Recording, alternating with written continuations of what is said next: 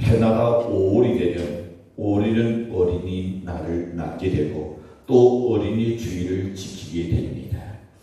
우리는 이날의 어린이를 위한 행사를 갖가지 하고 있습니다. 아쉽게도 코로나로 인하여 이번에 큰 이벤트와 오후의 행사가 없는 것이 참 아쉽습니다만은 어린이에 관한 관심을 새롭게 가질 수 있는 기회가 되지요. 우리는 어린이 주일을 맞이할 때마다 어린 아이를 품에 안고 주님께서 오르 앉아주시고 그리고 일일이 축복해 주신 예수님을 생각하게 됩니다. 사실 사람들은 어린이들에게 어른들을 본다더라고 말합니다. 어린이들을 어른들보다 못하게 그리고 지긋하거나 생각합니다. 그런데 예수님께서는 그렇게 하지 않았습니다. 오늘 본 말씀을 다시 한 번 더 읽어보면 이렇습니다. 사람들이 예수의 만져주심을 바라고 어린아이들을 데리고 오네 제자들이 꾸짖건을 예수께서 보시고 분이 여겨 이러시되 어린아이들이 내게 오는 것을 용납하고 금하지 말라. 하나님의 나라가 이런 자의 것이니라. 내가 진실로 너에게 이르노니 누구든지 하나님 나라를 어린아이와 같이 받들지 않는 자는 결단코 들어가지 못하리라 하시고 그 어린아이들을 안고 저희 위에 안수하시고 축복하십니다. 오늘은 이 말씀을 통하여 예수님의 아동관을 보게 됩니다. 그뿐 아니라 우리 기독교가 어린이들을 어떻게 대해야 할 것인가를 배우게 됩니다. 또한 우리 부모님들은 자녀들에 대한 책임을 깨닫게 해주시는 말씀인 줄로 믿습니다. 사랑하는 성도 여러분, 자녀들을 가지신 부모님 여러분, 우리는 어린이 주일을 맞아요 자녀들에게 대한 부모의 책임을 이 말씀을 통하여 배우기를 축복합니다. 사랑스러운 자녀들에 대한 부모의 책임은 과연 무엇일까? 첫 번째 생각해 봅니다. 부모는 자녀들을 예수님께로 데리고 와야 할 책임이 있습니다. 13절에서 말씀합니다. 사람들이 예수의 만져주심을 바라고 어린 아이를 데리고 오네. 자, 여기 어린이들은 아마 갓난 어린 아이일 것 같습니다. 때로는 아직도 세상에 때묻지 아니한 그런 어린 아이일 것 같습니다. 그들은 어떤 병에 또 시달리는 아이인지도 모릅니다. 혹은 어떤 축복을 받기 위하여 데리고 왔는지도 알 수가 없습니다. 왜냐하면 유대인들은 그들의 자녀들을 낫띠에게 축복받게 하는 풍습이 있습니다. 창세기 48장 14절에 보면 자녀들을 축복할 때는 그 머리 위에 손을 얹는 풍습이 창세기서부터 나옵니다. 그렇게 간절히 복을 빌어준 것은 하나님이 그대로 그 자녀에게 인하시는 역사가 일어났던 것을 봅니다. 그래서 아브라함이 이삭에게 빌어준 그 복이 그대로 인했고 이삭이 다시 빈 복이 또 다시금 인한 것을 봅니다.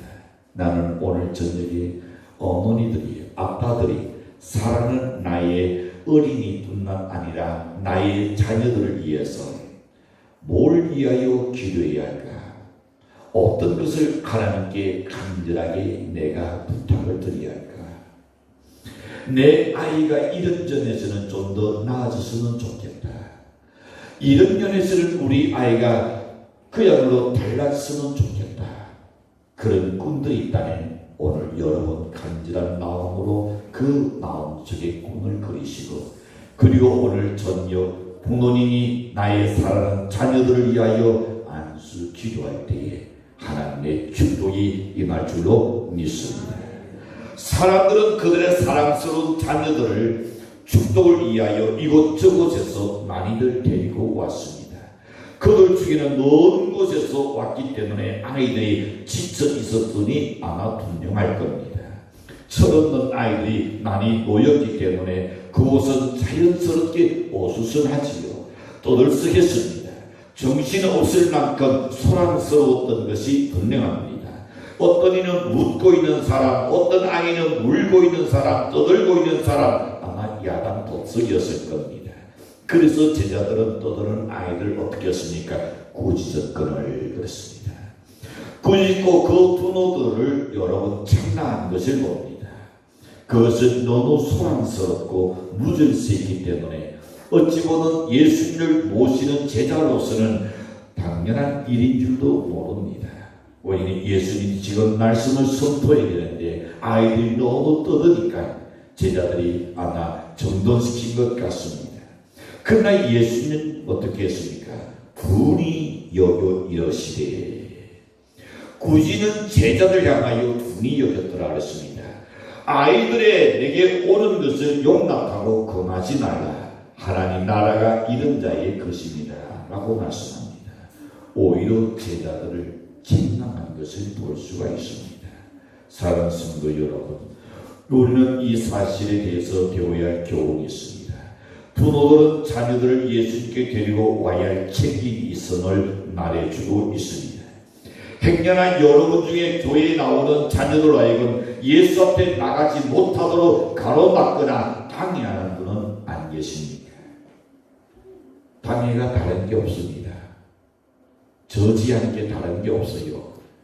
월요일날 시험 준비를 위하여 주일날 공부하도록 종종하는 분은 혹 있지 않는가 말입니다. 과외 수업이나 개인 교습이나 학원에 나가서 공부하도록 하기 위하여 예배 참석을 가로막거나 방해하시는 분은 안 계십니까 말입니다. 만일에 그런 분원이 계신다면 오늘은 반성하고 시정해야 할 문제라고 생각해 봅니다. 우리 자신은 물론이거니와 우리 자녀들이 예수님께 나가는 것은 정말로 큰 축복 중의 복입니다. 우리 자신은 그리고 우리의 자녀들은 반드시 주님한테 나오게 만들어야 합니다. 그런즉 우리들 자녀 중에 아직도 교회에 나오지 않는 자녀들이 있다면 데리고 나와야 합니다. 예수는 아이들이 내게 오는 것을 용납하고 금하지 말라고 말씀하셨습니다. 이 날은 자녀들을 예수님께 맡기라는 것입니다. 예수님께 맡기라. 이 날은 우리의 자녀들을 신앙인이 되게 하라는 교훈입니다. 이 날씨는 주님을 본받는 참 교인이 되게 하라는 날씨입니다. 이 날씨는 우리의 자녀들을 주님의 축복 속에 살게 하라는 날씨입니다. 사랑하는 성도 여러분, 연애 자녀들을 유치원에 데리고 가시니까 참 잘합니다. 조기 교육이나 어린이 교육 대단히 중요합니다. 그리고 또한 교회도 데리고 와야지요. 연애 자녀들을 학원에 보내니까 대단히 참 잘하는 일입니다. 생존 경쟁 속에서 배워야 힘입니다. 뿐만 아니라 영혼의 병원인 교회도 함께 나오셔야 할 줄로 믿습니다. 그래야 생명의 주님이신 예수님의 가르침을 받을 수 있기 때문인 것입니다. 예수 앞에 나오는 자만이 내가 길이요 진리요 생명이신 주님을 따라갈 수 있기 때문인 것입니다. 믿으신 주님을 따라 오두지 않게 살기를 원한다는 주님의 뜻대신 주님 앞으로 데리고 와야 할 줄로 믿습니다. 여러분의 사랑스러운 자녀들을 예수님께 데리고 오십시오. 교회로 데리고 와야 합니다. 이것이 부모의 첫 번째의 책임입니다. 두 번째 생각해 봅니다. 부모는 자녀들의 인격 형성에 대한 책임이 있습니다. 인격 형성에 대해서. 사람은 부정 모혈을 통하여 이 세상에 태어났습니다. 핏덩어리 인생이 제일 먼저 만나는 사람은 부모입니다. 자녀들은 가정에서 자라면서 알게 모르게 부모를 닮고 그리고 배웁니다. 나라자는 인생이 태어나자마자 가정이라는 학교에서 엄마 아빠라는 교사를 만난단 말입니다. 여러분의 아직 인격 형성이 되지 아니한 그런 자녀들 앞에서의 말하는 것 그리고 행동이 대단히 중요합니다. 아이의 장래를 결정지어주는 겁니다. 아이의 미래를 결정지어주는 일이기 때문에 아주 신중에 신중을 거듭해야 할 일인 줄로 믿습니다. 그래서 그 아이는 엄마가 하는 대로 흉내를 내고 아빠가 가르치는 대로 배웁니다. 부전자전이라는 말은 뭘 이야기합니까? 이런 데서 생겨난 날입니다. 사람의 인격 형성의 가장 중요한 시기는 몇 세까지냐? 6세까지다. 6세까지. 아직 6세가 되지 아니하는 자녀를 둔 부모들은 더욱 신경을 써 들으시길 바랍니다. 두놈의 품 안에서 한평생을 좌우하는 인격이 6세까지는 거의 형성되고 있다는 겁니다. 제일 민감하게 그리고 그대로 허민력 있게 받아들이고 다 배웁니다. 이때 이미 인생의 태도가 몇 프로 결정되냐? 85% 결정된다 그랬습니다. 몇 세에서 결정된다고요? 6세에서까지. 인격 형성이 지식 형성을 말하는 게 아닙니다. 내면적인 세계의 그 성품이나 인격 형성이 85%가 6세 미만에 이미 결정이 된다 그랬습니다. 잠언은 그래서 이렇게 말합니다. 잠언 22장 6절에 보면 나 땅이 행할 길을 아이에게 가르치라. 그리하면 늙어도 그것을 떠나지 아니하니라. 3살적 버릇이 몇 살까지 간다? 8까지 간다는 속담도 일맥상통하는 말입니다. 그러므로 이때에 리듬으로 잘 양육시키면 한평생 건전한 인격으로 낡고 밝고 환하게 살아갈 수 있습니다. 그러나 이때 나오는 상처를 받고 잘못되오는 띠뚤어진 인격이 형성되어서 한평생을 어둡게 살아갈 수밖에 없는 겁니다. 어린 자녀들의 인격 형성은 전적으로 부모의 책임입니다. 왜냐하면 물은 터는 대로 흘러갑니다. 호박수는 돌려놓는 대로 자라기 때문인 것입니다. 자녀들은 가정에서 부모를 바라보면서 성장합니다.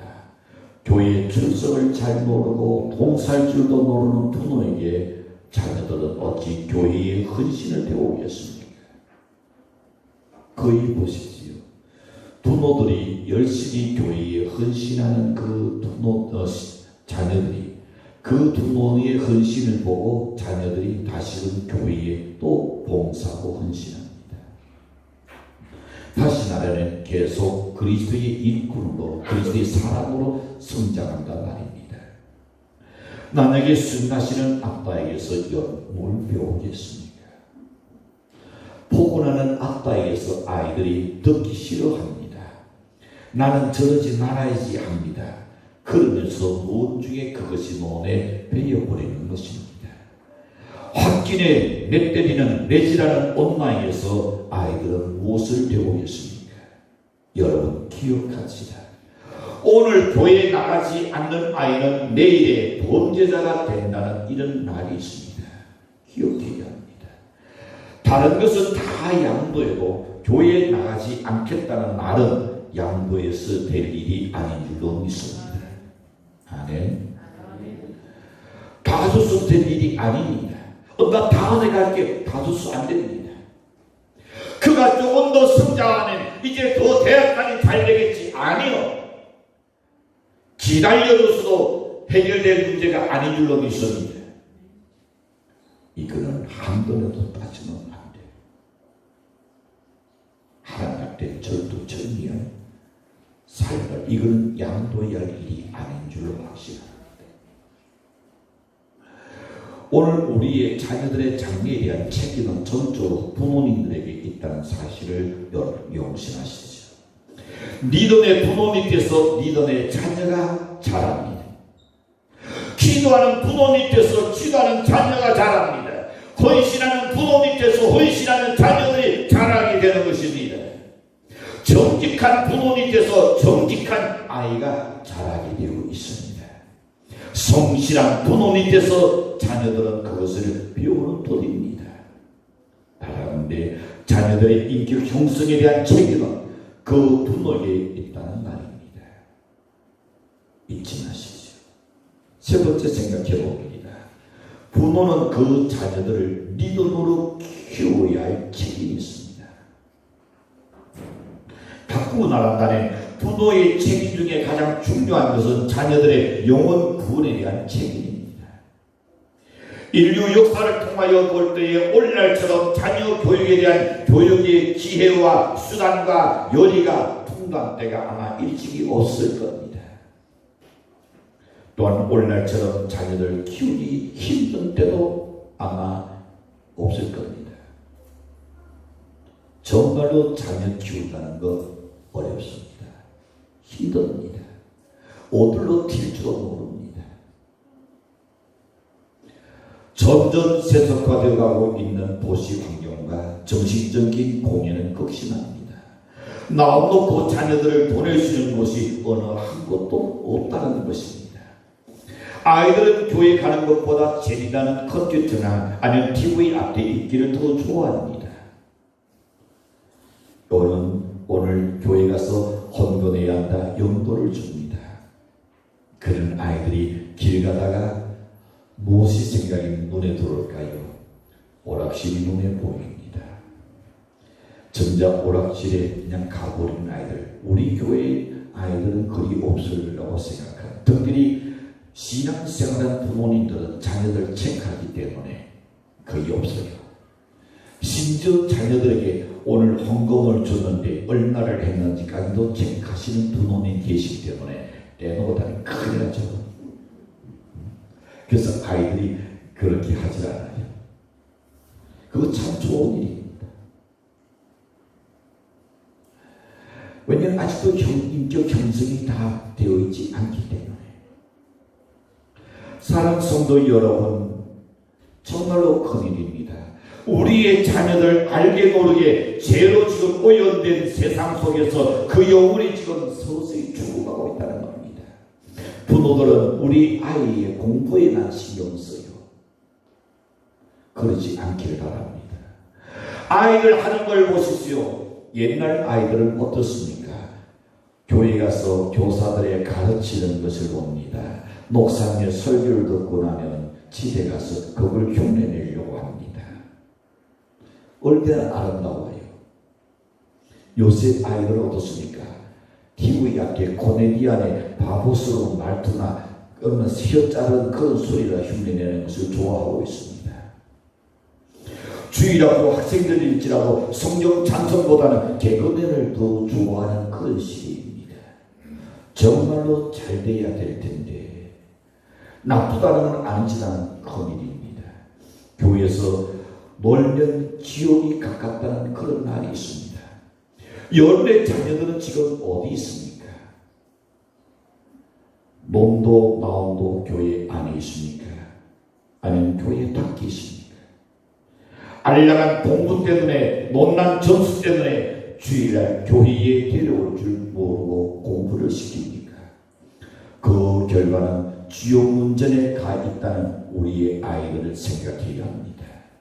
이 같은 불행은 전적으로 믿음이 없는 부모들이 만들어낸 책임입니다. 그들의 영혼이 구원받지 못한 것은 전적으로 부모들의 책임입니다. 하나님은 그들에게 말씀합니다.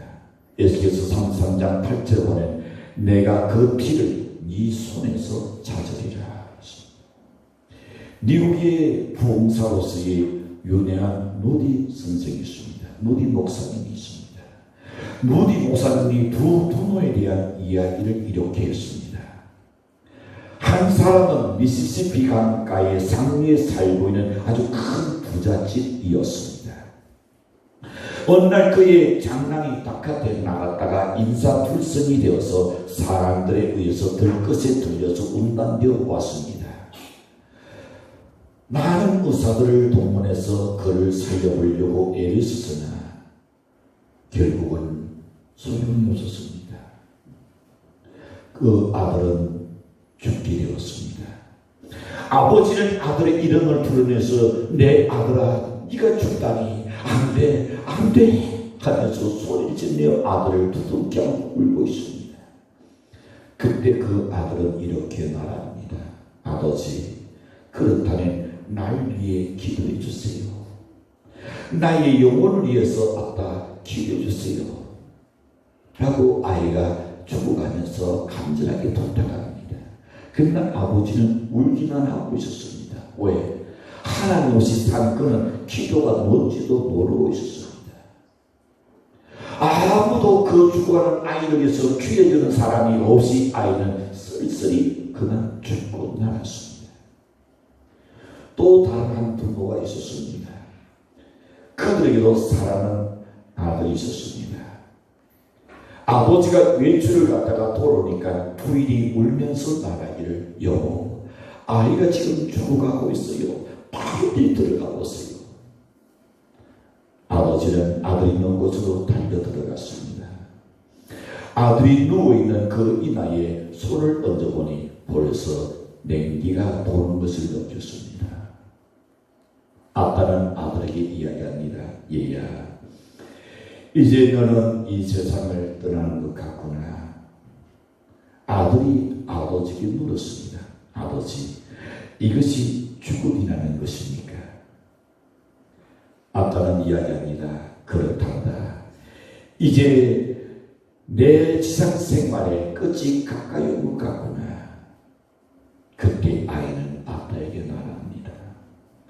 아, 그렇다면 나는 오늘부터 예수님과 함께 있겠군요. 그러면서 아이는 오히려 미소를 띄우며 절구합니다. 그리고 아버지를 향하여 이야기합니다. 아빠, 울지 마세요. 나는 이 순간부터 예수님과 함께 지금 이제 살 거예요. 천국에 가면 아버지는 나를 예수님께로 인도하려고 누더니 애쓰다고 예수님께서는 꼭 말씀드리겠어요. 그리고 조금 후에 그런 세상을 떠났습니다. 여러분, 우리 모두는 부모들입니다. 여러분의 사랑스러운 자녀들이 있습니다. 여러분은 그 두 부모를 중에 어떤 과연 부모가 되어야 하겠습니까? 누리는 말했습니다. 나는 자녀들에게 이 세상에 부를 주는 것보다 그들을 예수님께로 인도하는 것으로서 세상의 기쁨으로 여기고 있다. 농사 중에 제일 힘든 농사가 뭡니까? 자식 농사라는 말이 있습니다. 10절 기자는 이렇게 말합니다. 10절 대기 17절 3절에 보면 자식은 여호와의 주신 기업이요 대의 열매는 그의 상급이로다 하셨습니다. 여러분, 자녀를 주신 하나님께 감사하시길 바랍니다. 그리고 보배 같은 자녀들에 대한 책임도 잊지 않는 연 되시길 바랍니다. 자녀들에 대한 부모의 책임은 결코 가벼운 것이 아닙니다.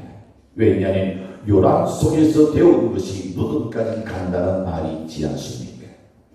또한 3살 먹은 버릇이 여름까지 간다는 속담도 있습니다. 그런 중요한 책임을 우리는 인식해야 합니다. 부모는 자녀들을 예수께로 데리고 와야 할 책임이 있고, 부모는 자녀들의 인격 형성에 대한 큰 책임이 있습니다. 부모는 자녀들의 영혼 구원에 대한 책임이 있습니다. 이 책임을 잘 감당함으로 인하여 사랑스럽고 귀한 자녀들의 양육할 수 있기를 바랍니다. 에베소 6장 4절을 보면 이렇게 말씀합니다. 아비들아, 너희 자녀를 노엽게 하지 말고 오직 주의 교양과 훈계로 양육하라. 사도 바울의 경고를 우리는 명심해야 합니다. 우리 아이들이 자신감을 갖게 할 수 있는 가장 좋은 방법은 아이의 장점을 발견해서 칭찬하고 그리고 개발시켜주는 부모가 되어야 합니다. 그런데 일이 쉽지만은 않습니다. 우리가 늘 경험하는 일입니다. 나는 끓는 물에 달걀을 집어넣으면 그리고 난 후에 끄집어내면 어떨까요? 그 달걀은 뜨거운 물에 넣기 전에는 아예 부드러웠는데 그러나 뜨거운 물에 들어갔다 나오면 단단해지는 것을 봅니다. 반대로 단단한 당근을 뜨거운 물에 집어넣으면 그리고 끄집어내면 어떻습니까? 부드러워집니다.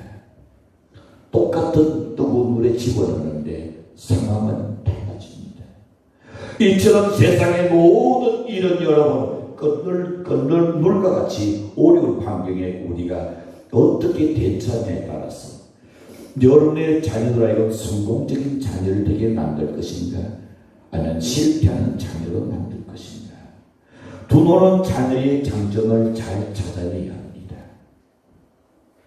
우리의 자녀들의 장점을 잘 살리도록 용기를 북돋아 넣어 주어야 할 줄로 생각합니다. 이처럼 자녀가 자신의 장점을 찾아서 개발하게 되면 자신감을 가진 채 긍정적이고 적극적인 자세로 청년기를 맞이하게 될 것입니다. 그러나 그렇지 못하게 된다면 다른 친구들과의 경쟁에서 언제나 열등감을 가지게 됩니다. 그래서 그 친구의 인정에 의존하려고 애를 씁니다. 그러나 결과는 비관적일 때가 더 많지요. 세상과 친구들의 평가는 수시로 변하기 때문입니다. 그러니 이제부터 시작하십시오. 아이들의 장점을 찾아 격려하는 부모의 노력보다 더 중요한 일은 어디서도 찾을 수가 없습니다. 하나님께서 우리에게 맡겨준 자녀를 잘 키우고 훌륭하게 키우고 기둥같이 키우고 제독같이 키워야 할 책임이 부모에게 있다는 것을 다시 한번 더 용신하시는 연대식 주님으로 간절히 축복합니다. 기도합니다.